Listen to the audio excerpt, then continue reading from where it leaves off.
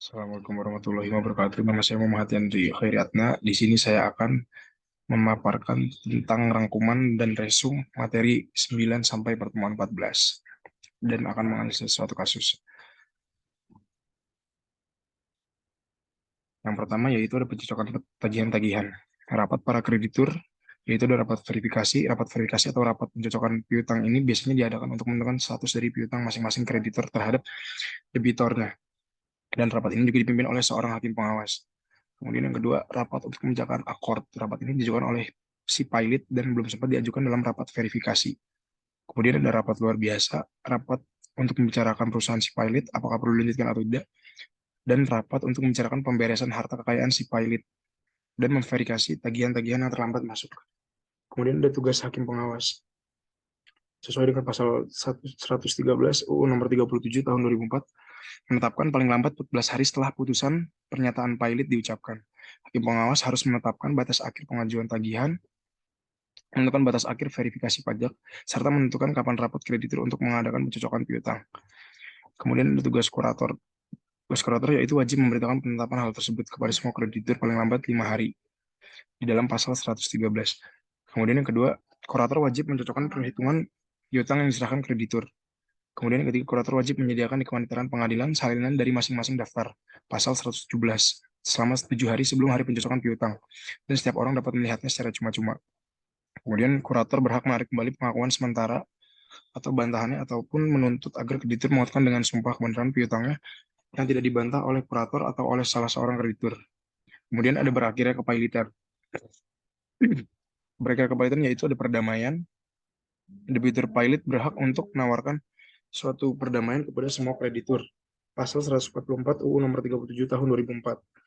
Perdamaian bisa terjadi karena ada kesepakatan antara kreditur dengan debitur bahwa si pilot dengan membayar sesuatu persentase tertentu dari utangnya, dia akan dibebaskan untuk membayar utangnya.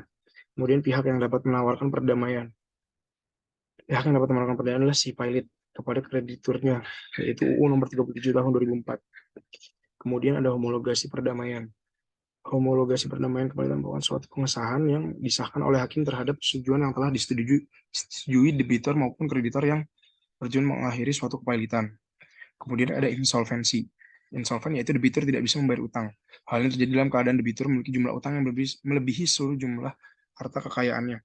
Dan juga debitur pilot dalam verifikasi tidak mengajukan ataupun menawarkan perdamaian. Rencana perdamaian yaitu ditolak. Kemudian ada rehabilitasi.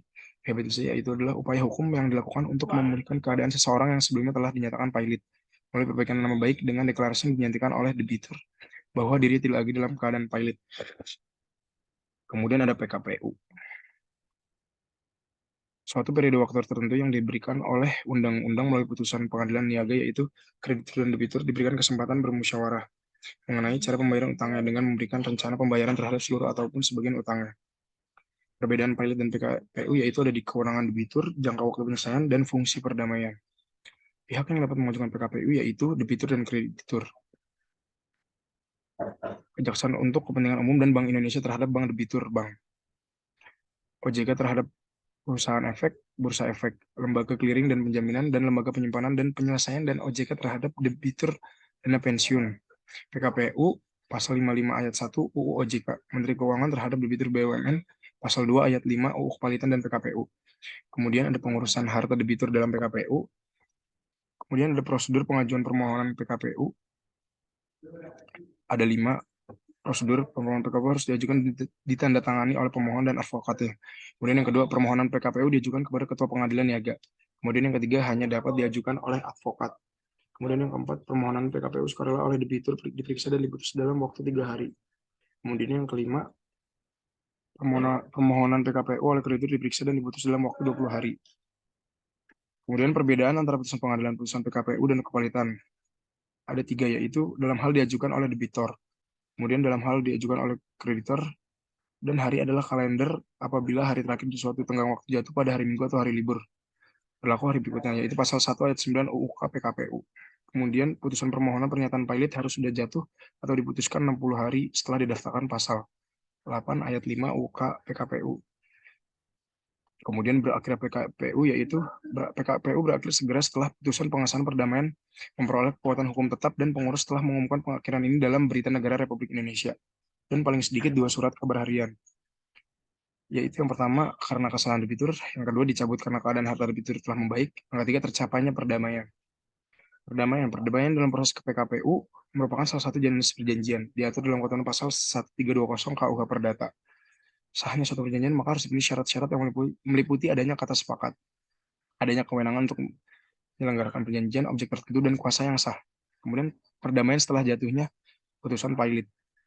Pasca dinyatakan pilot, berdasarkan putusan pilot pengadilan niaga, debitur masih memiliki hak untuk mengajukan perdamaian. Hak untuk mengajukan perdamaian ini diatur dalam pasal 144 Undang-Undang Nomor 37 Tahun 2004 tentang kepilitan dan penundaan kewajiban membayar utang. Kemudian perbedaan perdamaian dalam proses KPU dengan kepilitan, yaitu tergantung dengan masa pengajuan rencana perdamaian, voting rencana perdamaian, dan homologasi. Pengesahan dan penolakan rencana perdamaian oleh pengadilan niaga. Setelah rencana perdamaian disetujui sebelum rapat tutup, maka hakim pengawas menetapkan hari sidang pengadilan yang akan memutuskan mengenai disahkan atau tidaknya rencana perdamaian, yaitu pasal 156 ayat 1 UU Kepalitan. Di sini saya akan menganalisis suatu kasus yang kronologi, yaitu kasus kepalitan atas developer ini berawal dari ketiga orang pembeli dari apartemen Geraha Setiabudi, atau yang dikenal juga dengan nama Geraha Permata Seibu Mansion. Nama-nama yang sudah terambil dalam putusan Mahkamah Agung nomor 331 K/Perdata Tiksus 2012 belum menerima penyerahan atas unit apartemen yang dipesan dan dibeli dari developer. Padahal mereka telah memesan dan mencicil pembayaran atas satuan rumah susun dan atau atas unit apartemen yang direncanakan untuk dibangun oleh developer. Berdasarkan perjanjian pengingatan jual beli yang mereka buat dengan pihak developer, disebutkan bahwa pihak developer akan mengembalikan seluruh uang pembayaran atas unit apartemen yang dibeli, itu tanpa bunga dan potongan. Potongan apapun dalam hal jika perjanjian itu dibatalkan. Kemudian pembeli apartemen ini pun akhirnya memutuskan untuk membatalkan perjanjian pengikatan jual beli yang mereka buat dengan pihak developer karena mereka menganggap developer telah melakukan one prestasi. Mereka meminta uang mereka dikembalikan oleh pihak developer tanpa bunga dan potongan apapun. Karena tidak adanya itikat baik dari pihak developer untuk mengembalikan seluruh uang pembayaran mereka, maka ketiga pembeli tersebut memasukkan gugatan permohonan kepilitan ke Pengadilan Niaga Jakarta Pusat dengan berlandaskan keyakinan bahwa pihak developer telah berhutang kepada mereka dikarenakan pihak developer tidak mengembalikan seluruh uang pembayaran mereka. Padahal perjanjian pengikatan jual beli antara mereka dengan pihak developer telah batal.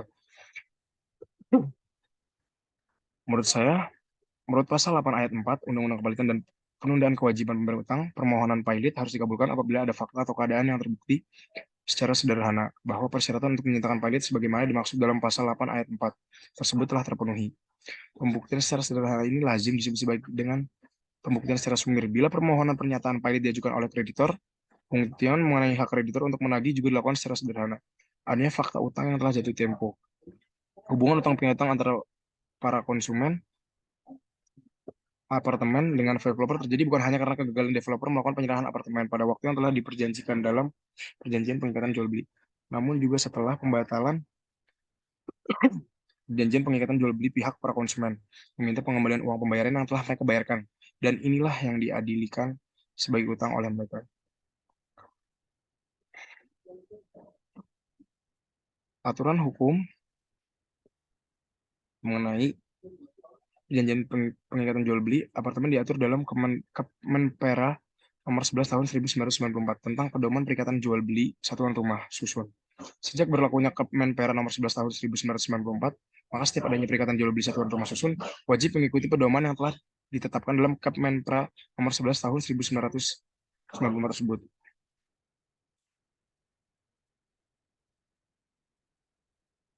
Kesimpulannya yaitu analisis hukum terhadap permohonan atas developer perjanjian perikatan jual beli apartemen adalah bahwa sebagai developer wajib melaksanakan tugasnya, yaitu menyelesaikan pembangunan apartemen dan melakukan penyerahan unit apartemen kepada pembeli atau kreditor. Namun developer gagal dalam melaksanakan kewajibannya untuk menyerahkan apartemen unit yang telah dipesan oleh para pembeli sesuai dengan waktu yang telah diperjanjikan dalam PPJB. Maka developer dikatakan gagal melakukan prestasinya, karena itulah para pembeli membatalkan perjanjian pengikatan jual beli yang mereka buat dengan developer dan menuntut pengembalian uang pembayaran yang telah mereka bayarkan secara langsung secara angsuran kepada developer meskipun belum lunas. Utang yang dimaksud adalah ketiga pembeli apartemen ini adalah kewajiban developer untuk mengembalikan uang mereka. Mereka menuntut pengembalian uang pembayaran yang mereka telah bayarkan secara angsuran untuk satuan unit apartemen yang mereka telah pesan dari developer meskipun belum lunas. Menurut pasal 1 butir 6 Undang-Undang Kepalitan nomor 37 tahun 2004 menyebutkan definisi utang, yaitu adalah utang adalah kewajiban yang dinyatakan atau dapat dinyatakan dalam jumlah uang baik dalam mata uang Indonesia maupun mata uang asing, baik secara langsung maupun yang akan timbul kemudian hari atau kontingen yang timbul karena perjanjian atau undang-undang, dan yang wajib dipenuhi debitur, dan bila tidak dipenuhi memberi hak kepada kreditor untuk dapat pemenuhannya dari harta kekayaan debitur. Sekian analisis dari saya, kurang lebihnya mohon maaf. Terima kasih. Wassalamualaikum warahmatullahi wabarakatuh.